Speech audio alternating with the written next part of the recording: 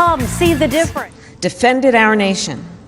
More than 120,000 Japanese Americans were forced to live in internment camps, an obvious and absolute abuse of their civil and human rights. Asian Americans have been attacked and scapegoated. People who are perceived as Muslim know what it was like to live in our country after 9/11. For the last year, we've had people in positions of incredible power scapegoating Asian Americans, people with the biggest pulpits spreading this kind of hate. Ultimately, this is about who we are as a nation. This is about how we treat people with dignity and respect. Everyone has the right to go to work, to go to school, to walk down the street and be safe, and also the right to be recognized as an American, not as the other, not as them, but as us. A harm against any one of us is a harm against all of us. The President and I will not be silent. We will not stand by. We will always speak out against violence, hate crimes, and discrimination wherever and whenever it occurs. And it is now my great honor to introduce the President of the United States, Joe Biden.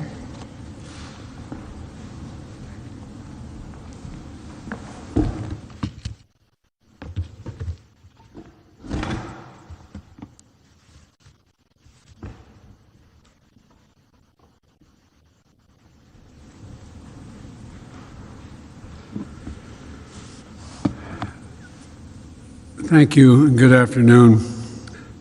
Sorry a little late, but we had an opportunity to meet with leaders of the AAPI community downstairs, and it was heart-wrenching to listen to them.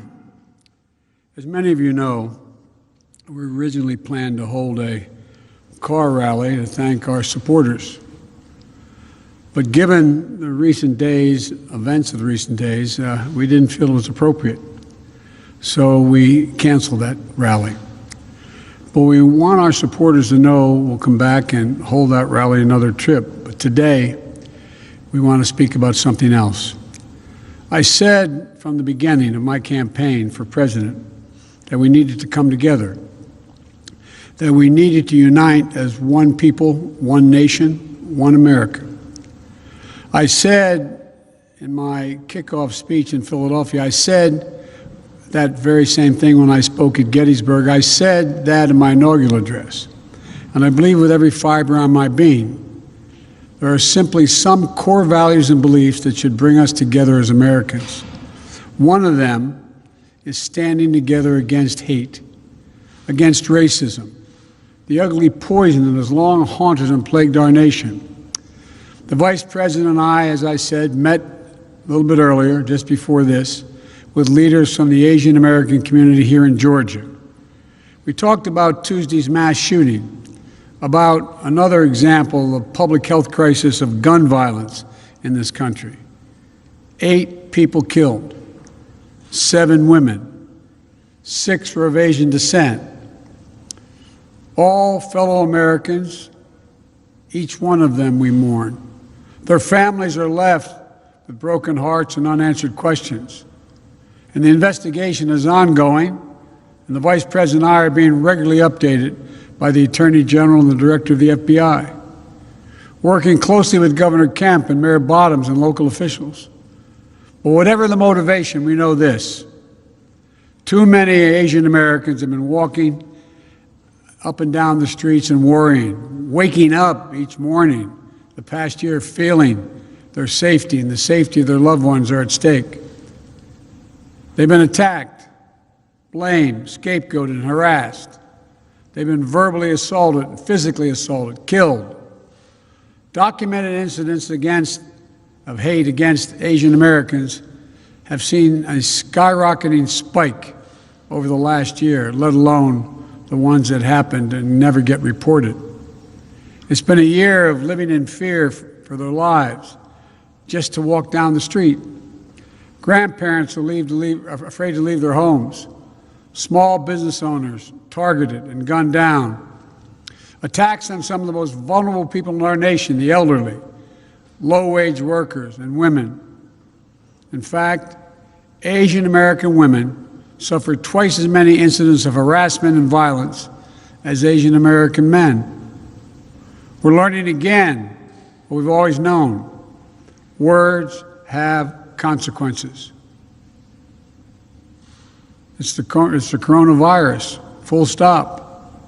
The conversation we had today with the AAPI leaders and that we're hearing all across the country is that hate and violence often hide in plain sight. It's often met with silence. That's been true throughout our history. But that has to change because our silence is complicity. We cannot be complicit. We have to speak out. We have to act. In my first week in office, I signed an executive order directing federal agencies to combat this resurgence of xenophobia. The Department of Justice is strengthening its partnership with the AAPI community to prevent these crimes, in addition to its other work to take on violent extremists and domestic terrorism. I'm calling on Congress to pass and get to my desk the COVID-19 Hate Crimes Act. And the House just passed the Reauthorization for the Violence Against Women Act, a law I authored more than 25 years ago, and is one of my proudest legislative achievements. I call on the Senate to swiftly pass it and get it to my desk. But for all the good that laws can do, we have to change our hearts. Hate can have no safe harbor in America. It must stop. And it's on all of us together, to make it stop. Something else should bring us together, and that is a belief in science. Science isn't something that should divide us. There's nothing political about it. There's nothing partisan about it. One of America's best examples of commitment to science is headquartered right here in Atlanta, the Center for Disease Control and Prevention. The CDC represents the best of this nation, brilliant minds, deep faith in science, and a strong commitment to public service. We came here to thank them for all the work they do, and especially the work they've done over the course of this pandemic. We owe them and their families our gratitude. We wanted to convey to them the absolute commitment to give them everything they need to do their work and get it done, free of politics and guided by science. And because of them, we're making real progress. We just met my goal of administering 100 million shots before my first 100 days in office. We did it in about 60 days. We're not stopping now. The American Rescue Funds, more vaccines, more vaccination centers, and more increase in testing. It's going to help us accelerate our nationwide effort to reopen schools safely. Last week, I directed all states, tribes, and territories to make all adults eligible to be vaccinated no later than May 1. But while this is a time of optimism, it's not a time for relaxation. I need all Americans to keep doing your part. Wash your hands, stay socially distanced, keep masking up as recommended by the CDC, and get vaccinated when it's your turn. None of this is political. It's all science-based. But now is not the time to let our guard down. That's science-based as well. In the last week, we've seen increases in the number of cases in several states. Things may get worse as new variants of the virus spread. That's why we need to vaccinate as many people as quickly as we possibly can, because it's the best thing we can do to fight back against these variants. We have to beat this virus, We have to, and we will. But we'll do it by setting aside politics and embracing science. Another subject, the right to vote, that should bring us together as well. But it now divides us. This is a democracy. The right to vote is fundamental. The fact that there was a record turnout in America in the last election, in the midst of a pandemic, should be something we celebrated, not attacked. The fact that you held a free and fair election in Georgia that stood up to recount after recount, court case after court case, is something you should be proud of. The fact that your poll workers, your election workers, your volunteers, your local officials, your state officials, your courts stood up to the immense pressure with character and honesty and integrity helped save our democracy. And this country will long be grateful for it.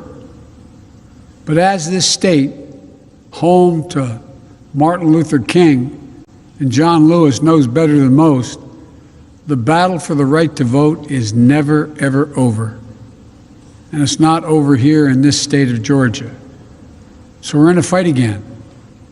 It's a fight we need to win.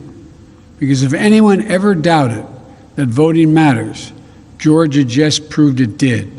If anyone ever wondered if one vote could make a difference, Georgia just proved it 11,779 times.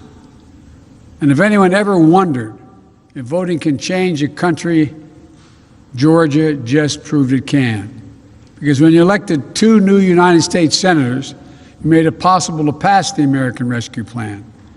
Landmark legislation will not only meet the emergency we're in, but transform this nation.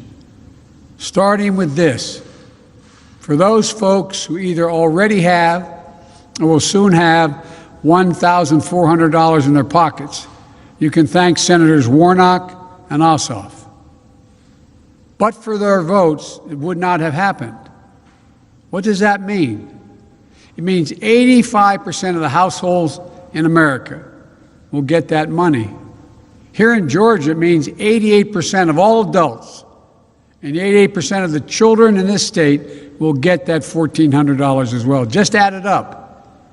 A typical family, 2 parents, 2 kids, earning $100,000 a year, each will get $1,400. That's $5,600 for that family that's in distress, trying to figure out how to pay their mortgage, pay their rent, keep food on the table. And that's not all. There's something called a child tax credit. What that basically means is you get a tax credit for every child you have. The American Rescue Plan expands that credit. It means that families of over 2 million children in Georgia will be eligible for an increase in that child tax credit of $1,600 per year, per child. And it's going to be delivered on a regular basis.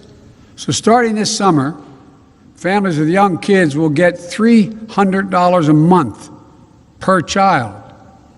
This is going to lift 177,000 children in Georgia out of poverty. The American Rescue Plan expands coverage and reduces costs under the Affordable Care Act. So for a family of 4 earning $90,000 per year with insurance under the Affordable Care Act, they'll see about $200 a month off their monthly premiums.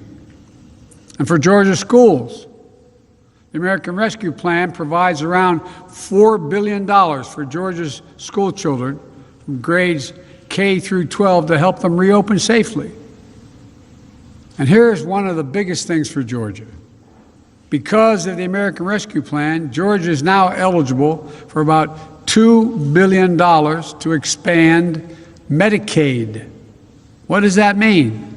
It means another 500,000 Georgians will be covered all across this state with Medicaid that don't have it now.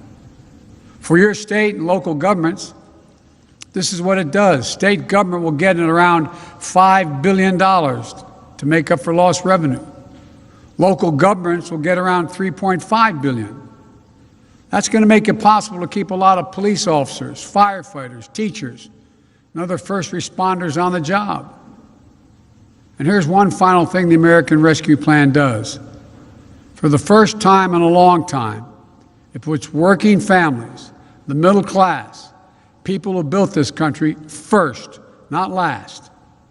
66% of the tax breaks in this plan go to folks making $90,000 or less a year. And how much for the top 1%, where 83% of all the tax cut, there was the last president's tax cut? Zero. Top 1% get zero. But the American Rescue Plan isn't only about putting money in the pockets, people's pockets. It also will create and spur economic growth in America. That's why major economists, left, right, and center, support this plan. Even Wall Street agrees. According to Moody's, this law will help America create 7 million new jobs by the end of the year. And we'll do it by rebuilding the backbone of this nation. The working people, the middle class, the people who built this country. It's about giving those people a fair shot for a change. It's about providing and proving to the American people that their government works and can deliver for them. Which brings me to my last point. The American Rescue Plan is a plan that brings America together and benefits all America. That's why so many polls show that over 70% of the country support it, including Democrats, Republicans, and independents. Maybe Republicans in Washington didn't vote for it, but the American Rescue Plan sure has brought the country together. And for me, that measure of unity, that's what matters. Let me end with this. There's so much we can do if we do it together. If we remember who we are, if we stand together against hate, once again believe and invest in science, we stand up for the right of all Americans to vote and have access to voting. If we remember, we're here to help all the people of this country, not just those few at the top. If we remember to do justice, love mercy, to walk humbly as fellow human beings and as fellow Americans. If we remember we're the United States of America, and that together, there's nothing, not a single thing we cannot do if we do it together. So my heart goes out to all the family members who lost someone in those horrific shootings on Tuesday. I know they feel that like there's a black hole in their chest they're being sucked into, and things will never get better. But our prayers are with you. And I assure you, the one you lost will always be with you. Always be with you. And the day will come when their memory brings a smile to your lips before it brings a tear to your eye, as unbelievable as that is now. It will take a while, but I promise you it will come. And when it does, that's the day you know you're going to make it. May God bless all those families. May God protect our troops. Thank you very much. Mr. President, will gun control be your next priority after the mass shooting here?